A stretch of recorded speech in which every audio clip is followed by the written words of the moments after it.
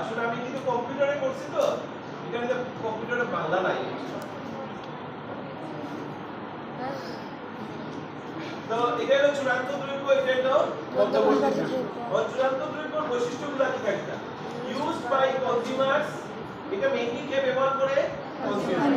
Used for direct satisfaction of wands, আমি যদি কইছি প্রত্যক্ষভাবে ব্যবহারের জন্য আমরা নিজের ইচ্ছাগুলো পূরণ করার জন্য আমরা এটা করি। আর কি এক্সাম্পল কিটা? Shirt purchase for personal use, আমি এই যে শার্টটা এটা যদি নিজের ব্যক্তিগত ব্যবহারের জন্য কিনি তো এটা কিটা? কনজিউমার। ঠিক এরকম ভাবে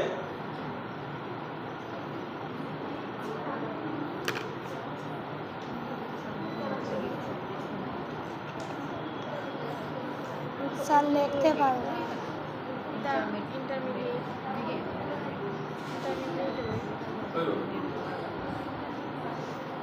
এরকম ভাবে intermediate goods used by producer, কে ব্যবহার করে? এটা যে উৎপাদনকারী, উৎপাদন যে করে সে ব্যবহার করে। ইউজড অ্যাজ র মেটেরিয়ালস, আমি যেটা বললাম কাঁচা সামগ্রী হিসেবে ব্যবহৃত হয়। ইউজড ফর রিসেল, মনে রাখো দিস আর দ্য ফিচার্স। এটারে ব্যবহার করা হয় কিসের জন্য? আবার বিক্রি করার জন্য। আর a machine purchased by a dealer for resale, বা a shirt purchased by a dealer for resale। এই শার্টটা আমি যদি ডাইরেক্টলি ব্যবহার করি তাহলে আমার নিজের দেখিয়া এটা কনজিউমার গুডস, এটা ফাইনাল গুডস।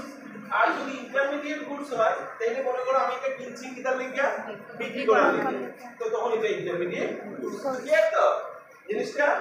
ক্লিয়ার করে দেব। এখন এইটাছে ফাইনাল গুডস। ফাইনাল গুডসে আবার আমরা দুইটা ভাগে ভাগ করছি। একবারে পড়তেছে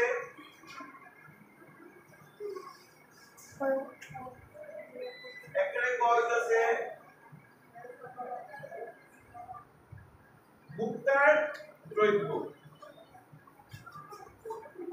আইটারে কইতেছে মূলধনী দ্রব্য। ঠিক আছে? কনজিউমার গুডস ছিল ভোক্তার দ্রব্য আর ক্যাপিটাল গুডস ছিল মূলধনী দ্রব্য। Capital goods used for direct satisfaction of wants. Sorry, consumer goods used for direct satisfaction. নিজের একদম আমরা যেটা ব্যবহার করি প্রত্যেকদিন ওইটাকে বলা হইতেছে কনজিউমার গুডস। আর আমি যেটা আগে অলরেডি বুঝাই আসছি, আর আবার উৎপাদনের জন্য যখন ব্যবহার করি তখন এটাকে বলা হইতেছে capital goods. Shirt purchase for personal use আর shipping machine purchase for by a tailor. Clear? কখন তুমি দেখো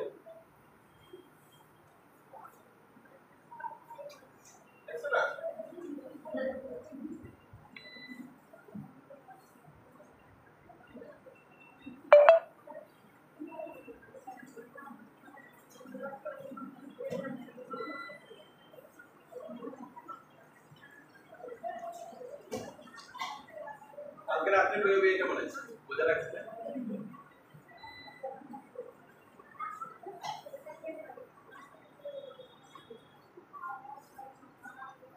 আর এরপরে দেখো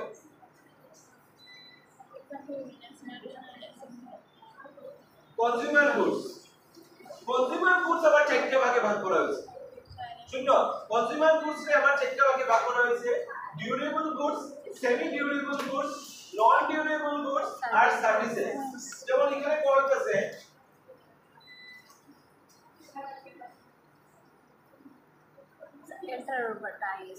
ডিউরেবল গুডস মানে কিটা?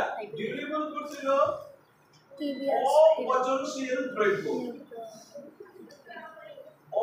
অপচনশীল দ্রব্য যেটার মূল বৈশিষ্ট্য হইল, শুনো, যেটার মূল বৈশিষ্ট্য হইল এটা 10 থেকে 15 বছর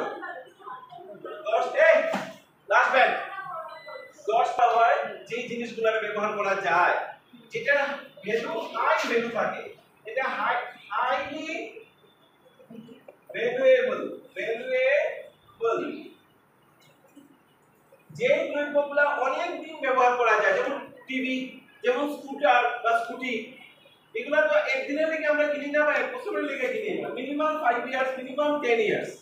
কার গাড়ি, যে দ্রব্যগুলা 10-15 বছর বা অনেক দিন ব্যবহার করা যায়, যেটার ভ্যালু হাই থাকে, সেই দ্রব্যগুলোকে অপচনশীল দ্রব্য বা ডিউরেবল গুডস বলে। কনজিউমার গুডসেরই চারটি প্রকার, ঠিক আছে? আর কি? সীমিত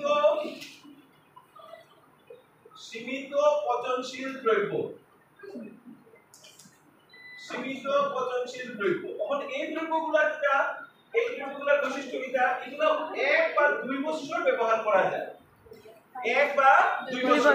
কাপড়, ক্লথ, ফার্নিচার, ঠিক আছে? এগুলো বেশি দিন ব্যবহার করা যায় না। Limited use, limited use. Semi durable হলো লিমিটেড ইউজ, 1 বা 2 বছর। আর এগুলা not highly valuable, not highly valuable. মনে রাখো, খুব বেশি প্রয়োজনীয় নয়। টিভি, এই যে স্মার্ট বোর্ড, স্মার্ট বোর্ডটা কি তা বলছেন? স্মার্ট বোর্ডটা কি তা ডিউরেবল, সেমি ডিউরেবল না নন ডিউরেবল? ডিউরেবল। এটা আমরা বারে বারে ইউজ করব না? হ্যাঁ। Again and again used by durable goods. আর এটা সিঙ্গেল ইউজ, এটা কি তা single use, single act of use. মনে থাকবে তো, একবারই ব্যবহার করা যায় পচনশীল দ্রব্য, শাক সবজি মাছ মাংস এগুলো তো একবারই ব্যবহার করা যায়।